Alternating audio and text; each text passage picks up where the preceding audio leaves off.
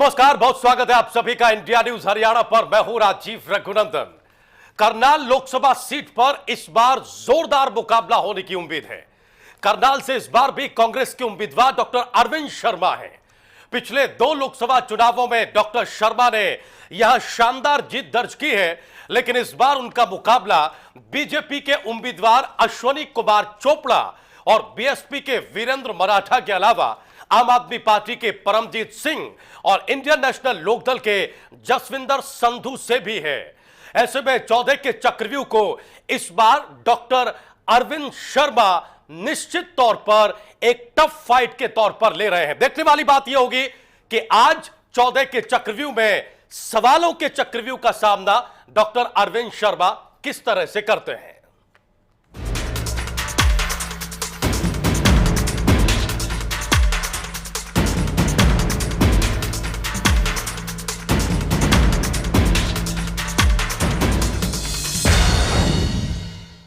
तो 14 के चक्रव्यूह में सवालों का सामना करने के लिए हमारे साथ करनाल से कांग्रेस पार्टी के उम्मीदवार डॉक्टर अरविंद शर्मा जुड़ चुके हैं। डॉक्टर शर्मा, बहुत स्वागत इंडिया न्यूज हरियाणा पर 14 का चक्रव्यूह में। गुजारिश हम कार्यक्रम की शुरुआत में यह कर दें कि आप मूलतः शालीन और मृदुभाषी व्यक्तित्व माने जाते हैं, लेकिन चूंकि ये चुनावों का दौर है और हमारे कार्यक्रम में सवाल थोड़े तीखे होते हैं, लिहाजा अनुरोध, निवेदन, गुजारिश यह है कि कृपया करके धैर्य न खोएं और ईमानदारी से सवालों के इस चक्रव्यूह का सामना करें। माना यह जा रहा है अरविंद शर्मा कि इस बार जो फाइट है आपकी, वो पिछले चुनावों के मुकाबले थोड़ी सी टफ है। क्या आप ये मानते हैं कि इस बार हालात वैसे नहीं है कांग्रेस पार्टी के लिए करनाल में, जैसे पिछले 2 चुनावों में आपके लिए रहे हैं?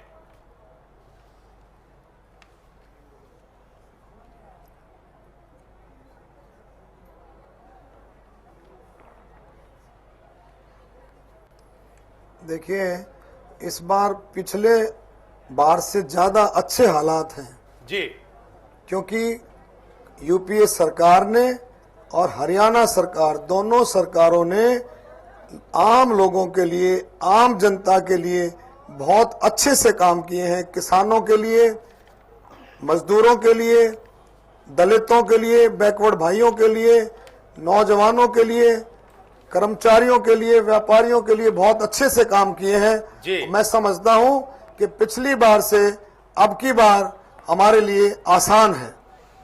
डॉक्टर शर्मा, जब सरकारें अच्छे से काम करती हैं, इसको हम दूसरे शब्दों में, दूसरे अर्थों में कहें, जब जनता के मुद्दों पर खरा उतरती हैं, उनकी अपेक्षाओं को पूरा करती हैं, तो डर का माहौल नहीं होता।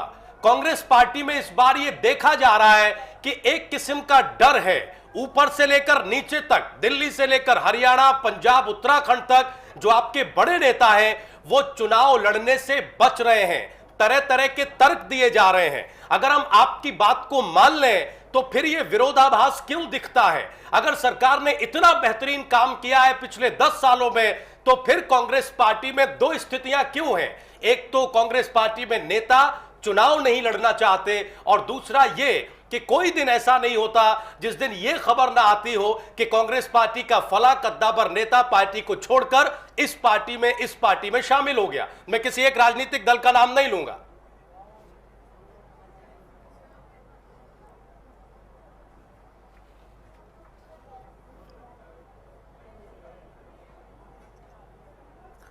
देखिए, ऐसा है, हर एक की अपनी अपनी सोच होती है, और मैं समझता हूं कि जो नेता जी, जो कार्यकर्ता लोगों के बीच में रहता है, लोगों के बीच में रह करके लोगों की बात सुनता है जी, लोगों के काम करता है दिन रात, क्योंकि जनता जब अपने नेता को बनाती है, इस उम्मीद से बनाती है कि वो हमारी जो उम्मीदें हैं उस पर खरा उतरेगा, और जो नेता, जो भी समाज सेवी लोगों के बीच में रहेगा, लोगों की बात को सुनेगा, लोगों की बात को सुन करके पार्लियामेंट में या विधानसभा में जहां का भी वो नेतृत्व करता है, जहां भी उसको अच्छे से पहुंचाएगा, प्रशासन से बात करेगा, सरकार से बात करेगा, तो मैं समझता हूं कि उसको कोई किसी तरह की कठिनाई आने वाली नहीं है, और वो लोगों की उम्मीद पर जो ठीक से उतरता है उसको कभी कठिनाई नहीं आती। डॉक्टर शर्मा, हम आपको बता दें कि सवालों के तीखे तीर लेकर channel head India news Haryana Amit Arya भी स्टूडियो में मौजूद है और वो भी आपसे कुछ तीखे सवाल करेंगे। वो अपने सवाल शुरू करें। इससे पहले सर मैं ये जानना चाहता हूं, जो आपने बात कही ये एक बड़ी मॉडल, बड़ी मोरल किस्म की बात है कि जो जनप्रतिनिधि चुनाव क्षेत्र में रहेगा, जनता की उम्मीदों को पूरा करेगा, उसे कभी इस तरह से भागना नहीं पड़ेगा। लेकिन सवाल यह है सर कि आपकी पार्टी कटघरे में खड़ी है। आपकी पार्टी के तमाम ऐसे उम्मीदवार हैं, नेता हैं जो चुनाव नहीं लड़ रहे हैं। क्या आप ये कहना चाह रहे हैं दूसरे शब्दों में कि जो लोग चुनाव लड़ने से बच रहे हैं उन्होंने अपनी जिम्मेदारियों को ठीक से पूरा नहीं किया है? ये वो लोग हैं जो जनता की उम्मीदों पर खरे नहीं उतरे हैं, इसलिए इस तरह की स्थिति बनी है।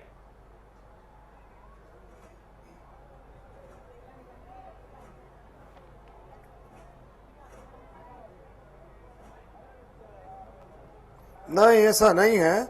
कुछ नेता हमारे पार्टी में काम कर रहे हैं, कुछ नेता हमारे पार्टी के लिए काम कर रहे हैं, और पार्टी ऐसे नेताओं को जो पार्टी में पूरा समय लगाती हैं, तो ऐसे नेता काफी लोग हैं जो चुनाव नहीं लड़ने का उन्होंने मन बनाया है क्योंकि वो पार्टी के लिए काम करेंगे। तो और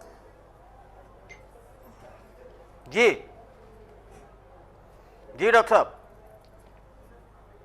डॉक्टर साहब ये पूछना चाहता हूं मैं कि एक चीज बताइए मुझे कि क्या कांग्रेस अपने अभी तक के इतिहास में सबसे पार्टी के लिए जो नेता काम करेगा वो चुनाव कैसे लड़ेगा?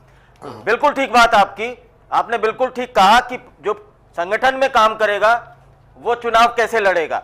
लेकिन डॉक्टर साहब मुझे एक चीज बताइएगा कि कहीं व्यक्तिगत परफॉर्मेंस के ऊपर हो सकता है आपकी व्यक्तिगत परफॉर्मेंस, आपके काम की, आपके क्षेत्र में आपके काम की व्यक्तिगत परफॉर्मेंस बहुत अच्छी है, लेकिन केंद्र में जो सरकार रही है उस सरकार की परफॉर्मेंस अच्छा ना होने के कारण आप लोगों के ऊपर असर पड़ेगा। आप इस चीज को मानते हैं?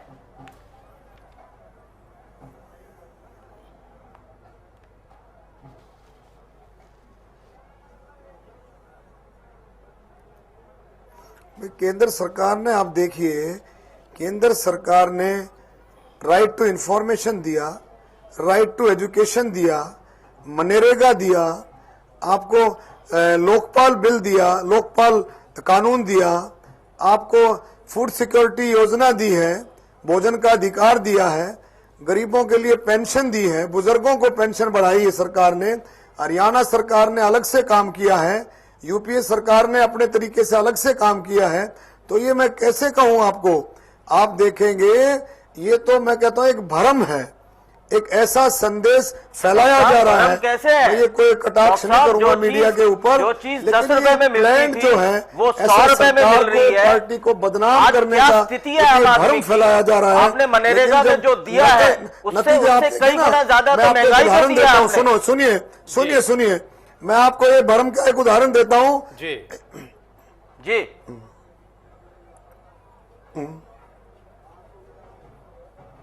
नहीं, ऐसा देखो, महंगाई तो वर्ल्ड वाइड है, लेकिन महंगाई पर सरकार बहुत गंभीर है। सरकार पूरी कोशिश कर रही है और आप देखेंगे काफी कुछ कंट्रोल हुआ है।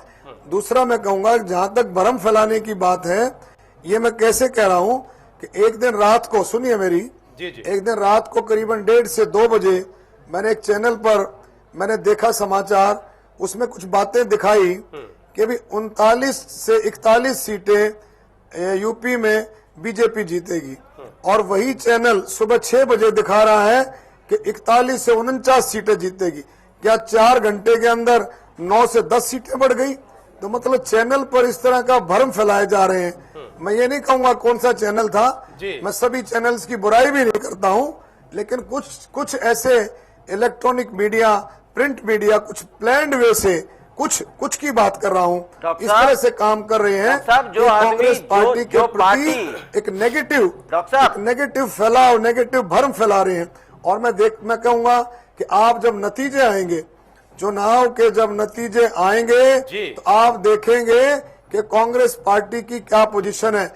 आज मैं आपको गारंटी से कहता हूं कि हरियाणा के अंदर 10 की 10 सीटें कांग्रेस पार्टी जीत करके निकलेगी। तब आप मेरे से बात करना, मैं बताऊंगा आपको। डॉक्टर साहब, यहाँ सवाल यह है कि इतनी सारी उपलब्धियों के बीच में जिनका आप जिक्र कर रहे हैं, फिर मोदी की लहर कहां से चल गई? इस देश में मोदी की हवा कहां से बन गई? क्या आप इस बात से भी इनकार करेंगे कि देश में किसी तरह की कोई हवा नहीं है, कोई मोदी की लहर नहीं है? जिन लोगों पर आप भ्रम फैलाने का आरोप लगा रहे हैं वो लोग कौन हैं? ये तो एक सुनो आप मैं अपने हरियाणा सुनो,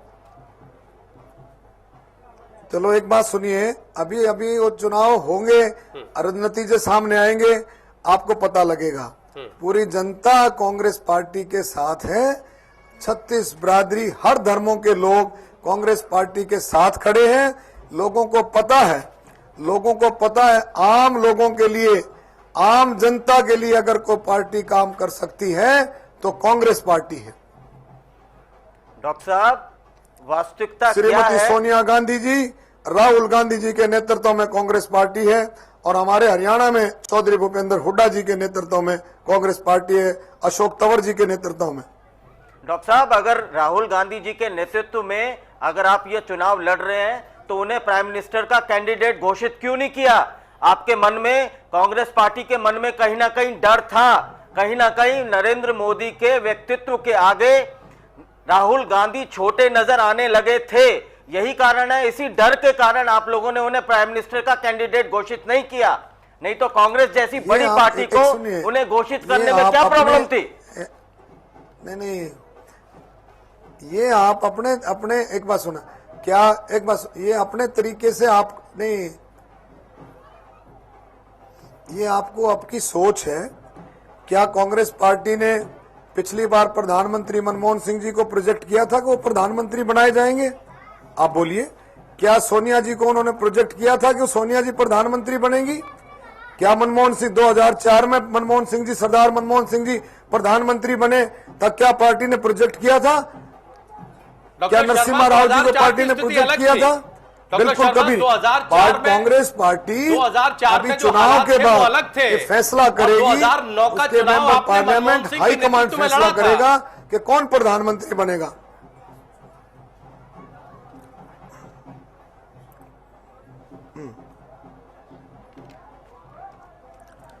नहीं, नेतृत्व में लड़ा था, ये कह के नहीं लड़ा था कि सरदार मनमोहन सिंह जी प्रधानमंत्री होंगे, ये नहीं कह के नहीं लड़ा था। लेकिन पार्टी ने उनका नेतृत्व देखा है, परखा है कि सरदार मनमोहन सिंह वर्ल्ड के बेस्ट इकोनॉमिस्ट है, इसलिए उनको प्रधानमंत्री बनाया। नहीं, वो बहुत अच्छे अर्थशास्त्री हैं, और उसका नतीजा तो देखने को मिल रहा है ना डॉक्टर साहब। और ये तो आपकी जो यूपीए की पहली सरकार थी, उसकी अपेक्षा इस बार की सरकार में किसी को किस प्रकार से भ्रष्टाचार, महंगाई, इन सब मुद्दों पे कांग्रेस घिरी है, इसमें कोई दो राय नहीं है। आप लोगों को स्वीकार करना चाहिए।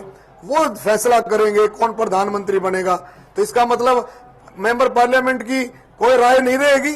आपने पहले ही फैसला कर दिया कि मोदी प्रधानमंत्री होंगे। ये तो मैटर ऑफ कन्वीनियंस है, जब उस हिसाब से सर्कमस्टांसेस बनती हैं। वैसे तो घोषित और अघोषित रूप से गांधी परिवार ही नेतृत्व करता है, इसमें कोई दो राय नहीं है। क्या मैं ठीक कह रहा हूं डॉक्टर साहब?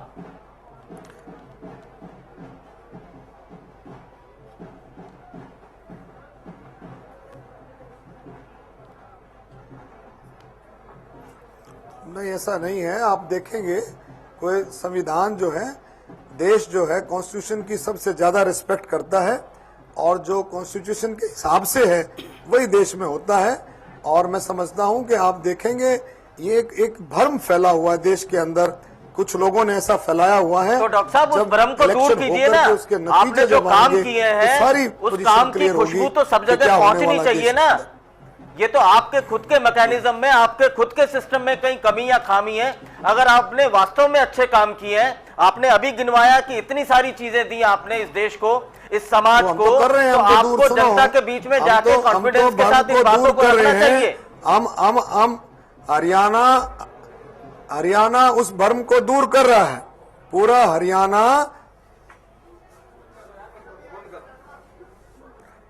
हम रख रहे हैं और हरियाणा नंबर 1 है इस भ्रम को दूर करने में। इस हरियाणा नंबर 1 है इस मोदी की हवा को दूर करने में। हरियाणा नंबर 1 आपको नजर आएगा, ये मैं हकीकत मैं दिल से बोलता हूं। तभी आप आपके नजर एक आएगा आपको साथी इलेक्शन छोड़ के बाद, के आप देखेंगे इस नंबर 1 जो हरियाणा बात को करता छोड़ सत्य है। के मोदी की पार्टी में मिलने जा रहे हैं। अगर आप वाकई में ही नंबर 1 है, आपने बहुत बढ़िया काम किए हैं, तो मुझे बताइए कि आपके इतने बड़े बड़े साथी आपको छोड़ के क्यों जा रहे हैं?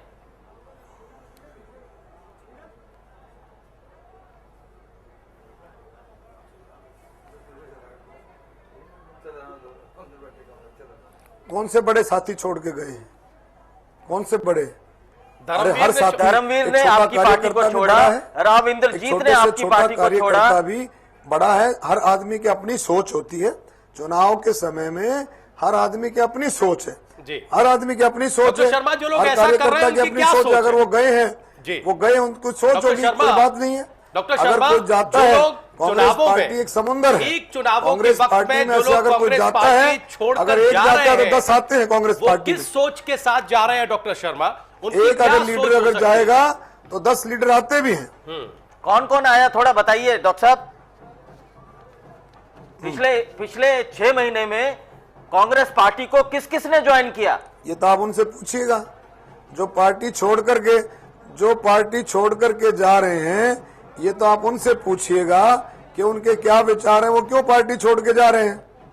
मैं इसमें उनका अपना पर्सनल मैटर है, मैं उसमें क्या कह सकता हूँ। तो अगर पार्टी छोड़ के जाता है तो क्यों जाता है, आप पूछिएगा उनसे। ठीक है आप डॉक्टर अपने साहब। पर्सनल स्वार्थ के लिए जा रहे हो, अपने शर्मा? निजी स्वार्थ के लिए। जी डॉक्टर वो शर्मा, हम अपने जरा निजी करनाल पर स्वार्थ बात के कर लेते लिए, हैं। ना उनको हरियाणा का स्वार्थ है, ना देश का स्वार्थ है, वो अपने निजी स्वार्थ के लिए हो जा रहे हैं। डॉक्टर शर्मा, करनाल में जो चुनौती आपको मिल रही है इस बार, बीजेपी से अश्वनी कुमार चोपड़ा आपके सामने है, बीएसपी से वीरेंद्र मराठा है, आम आदमी पार्टी से परमजीत सिंह है, इंडियन नेशनल लोकदल से जसविंदर संधू है। किससे है आपका मुकाबला? ये जो उम्मीदवार है, क्या आपका मुख्य मुकाबला अश्वनी चोपड़ा से होगा इस बार करनाल में, या वीरेंद्र मराठा आपको टक्कर देंगे? आम आदमी पार्टी के परमजीत सिंह कहीं खड़े दिखाई दे रहे हैं, या फिर इंडियन नेशनल लोकदल के संधू साहब? जो मुकाबला है चुनावों में आपका, वो किससे है?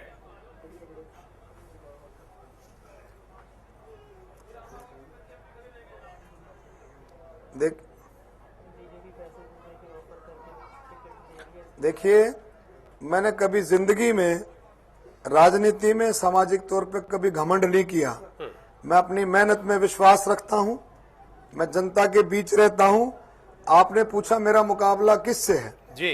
पिछली बार की तरह से पिछली बार भी ये सभी पार्टियों ने चुनाव लड़ा था। जितनी पार्टियों के नाम आप बता रहे हैं, सभी पार्टियों ने चुनाव लड़ा था। एक पार्टी और बढ़ गई है। मैं कहता हूं मेरा मुकाबला सभी पार्टियों से है, सभी पार्टियों के उम्मीदवारों से मेरा मुकाबला है। और हम कार्यकर्ताओं के साथ मिलकर के, 36 बिरादरी के साथ मिलकर के, सभी धर्मों के साथ मिलकर के, अपने कामों के दम पर, अपनी सेवा के दम पर और अपने विश्वास के दम पर हम चुनाव लड़ेंगे। और मैं फिर से कह रहा हूं कि मेरा मुकाबला सभी पार्टियों से है, क्योंकि जो भी चुनाव लड़ता है वो कोई छोटा नहीं होता है, वो सभी पार्टियों से मेरा मुकाबला है। डॉक्टर साहब, मैं एक चीज पूछना चाहूंगा। आपने जो जो काम किए हैं, आप ऐसे 5 काम गिनवा दीजिए कि जो आपने करनाल की जनता के लिए या अपने इलाके के लिए किए हैं, जिनके दम पे आप चुनाव के इस समर में या इस युद्ध में उतरे हैं।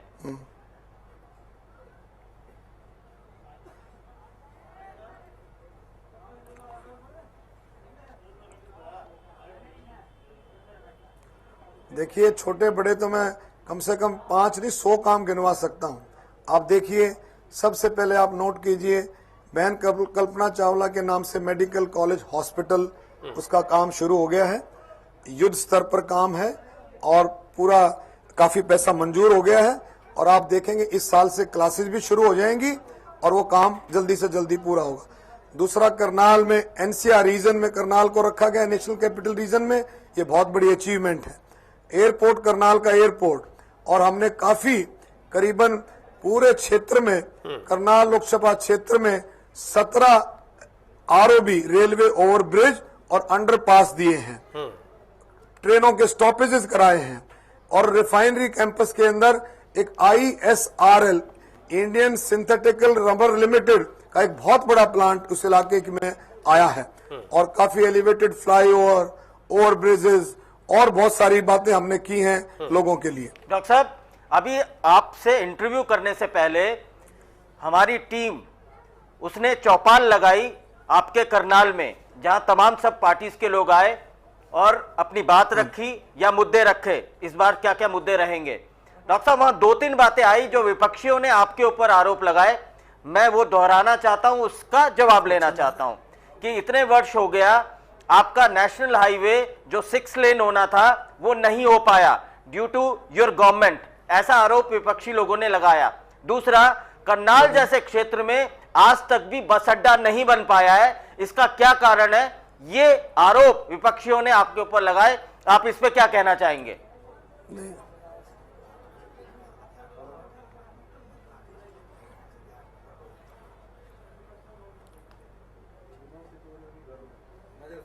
देखिए, जो 6 लेन वाला है वो सोमा कंपनी है, वो उसने उसका कॉन्ट्रैक्ट लिया हुआ है और वो हाई कोर्ट में कोई उसके कॉन्ट्रैक्ट में कुछ उतार चढ़ाव की वजह से हाई कोर्ट में जाकर के अब सुप्रीम कोर्ट में स्टे है।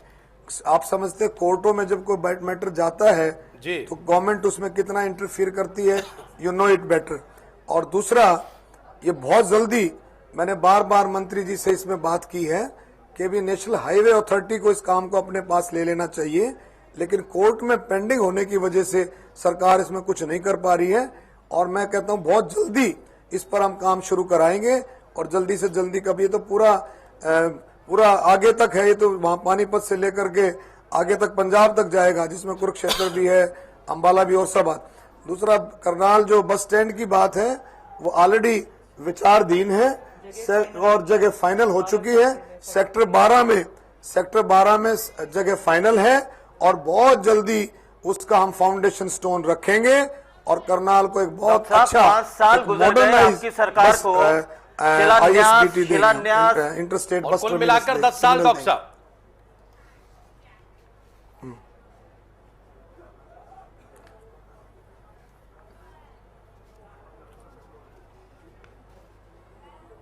नहीं, देखो एक बात सुनो, आप ऐसे नेगेटिव अप्रोच क्यों रखते हैं?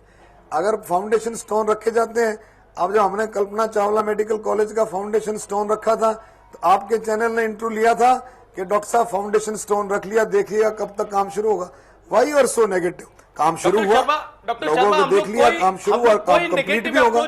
तो हर चीज का मैं फिर से कहता हूँ, विकास के काम जो है, आरोप लगाता है आप लोगों पर, आपकी सरकार पर, चाहे वो चलता दिल्ली रहता की हो है। या फिर हरियाणा की हो। कोई थोड़ा रुक विपक्ष के हो ये रहा है, कहता है कि सारी जब चुनाव करीब आते हैं, विपक्ष का आरोप यह है कि जब चुनाव करीब आते हैं तभी कांग्रेस पार्टी की सरकार एक्टिव होती है, तभी वो 6 महीने साल भर में शिलान्यास, लोकार्पण, उद्घाटन में बिजी होती है। और जितने ये बिल हमारा पास सर होना, आरोप नहीं, विपक्ष का आरोप है। नहीं, अब ये ऐसा नहीं है कि ये तो चलता काम, विकास का पहिया घूमता रहता है। कोई काम अब हो रहा है, कोई 5 साल पहले शुरू हुआ, कोई 3 साल पहले शुरू हुआ, कोई अब शुरू होगा, ये तो बातें चलती रहती है, ऐसा नहीं है। अभी आप देखिए घरौंडा में मैं आपको बताऊंगा, घरौंडा फुरलक रेलवे फाटक एक हमने मंजूर कराया है, अंडरपास, वो मंजूर हुए करीबन 1.5 साल हो गया, लेकिन उस पर काम धीरे धीरे शुरू होते होते उसमें समय लगा, वो काम शुरू हो गया। तो कई चीजों में गोगड़ीपुर फाटक है, पानीपत जाटल फाटक है, आरओबी है, गोगड़ीपुर आरओबी है, देयर सो मेनी थिंग्स। आपके संजय कॉलोनी आजाद नगर का फाटक है पानीपत में, बहुत सारी चीजें ऐसी हैं इनमें समय लगता है और जो काम चालू भी हो गए, खत्म भी हो गए, कुछ में काम चल रहा है और कुछ में काम शुरू होगा। तो ये आरोप लगाता ही है, बहुत सारे विधायक, सांसद सत्ता पक्ष के भी हैं जो मुख्यमंत्री हुड्डा को कटघरे में खड़ा करते हैं भेदभाव को लेकर। नॉट लिसनिंग यू, आवाज नहीं आ रही आपकी डॉक्टर शर्मा। भेदभाव को लेकर मुख्यमंत्री हुड्डा को कटघरे में खड़ा किया जाता है, विपक्ष के लोग भी करते हैं और सत्ता पक्ष के कुछ विधायक और सांसद भी करते हैं। करनाल के मसले में आप क्या मानते हैं? करनाल में विकास को लेकर भेदभाव हुआ है या नहीं हुआ है? सुनिए, देखिए,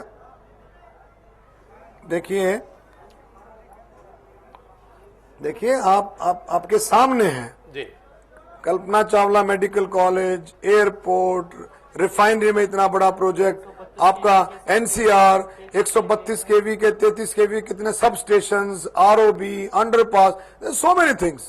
कितनी कॉलेजेस दिए हमारे को, मथलोडा में कॉलेज दिया है, बापोली में कॉलेज दिया है, मेडिकल कॉलेज दिया, हॉस्पिटल दिया, रोजगार कितने नौजवानों को दिया, ये बताइए। हॉस्पिटल 150 बेड का किया है, समहालका में जनरल हॉस्पिटल, समहालका करनाल में नया जनरल हॉस्पिटल, समहालका में 100 बेड का hospital, there so many things. बहुत सारी चीजें हैं जो सरकार ने दी है। मैं कहता हूं कि पैसे के हिसाब से, विकास के हिसाब से करनाल कहीं पीछे नहीं है, लेकिन हम चाहते हैं अगर आप और ज्यादा काम हमारे लिए हो। शर्मा, अगर आपने चुनावी चौपाल देखी होगी तो एक मुद्दा बड़ी प्रमुखता से उठा, पीछे नहीं है, विपक्ष ने भी इस मुद्दे को उठाया और आम जनता ने भी यही बात कही। असंध जो आपके इलाके में आता है, जो शैक्षिक तौर पर पिछड़ा हुआ है, वहां पिछले 40 सालों में आप एक कॉलेज नहीं दे पाए हैं, ये तो कम से कम सरकार की नाकामी मानी जाएगी।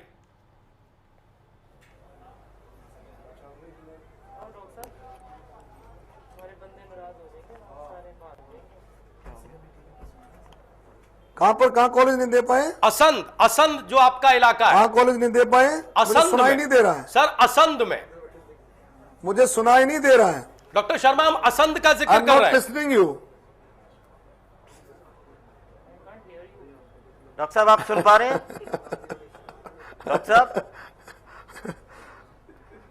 साहब आप सुन पा रहे हैं? I'm not able to listen you. ठीक है डॉक्टर साहब, हम कोशिश करते हैं दोबारा आपसे जुड़ने की। हम अपने पीसीआर से ये कहेंगे कि जो ऑडियो की दिक्कत आ रही है उसे दूर किया जाए। हम एक छोटे से ब्रेक के लिए यहां पर रुकेंगे, लेकिन ब्रेक पर जाने से पहले एक बार फिर से हम अपने दर्शकों को बता दें कि आज 14 का चक्रव्यूह का सामना कर रहे हैं करनाल से कांग्रेस पार्टी के उम्मीदवार अरविंद शर्मा। अरविंद शर्मा पेशे से डॉक्टर हैं, सौम्य हैं, शालीन हैं, लेकिन उनके विरोधी उन पर यह आरोप लगाते हैं कि वो काफी कुटिल राजनेता है, वो अपने आगे किसी को ठहरने नहीं देते। क्या वाकई अरविंद शर्मा कुटिल और चालाक राजनेता है?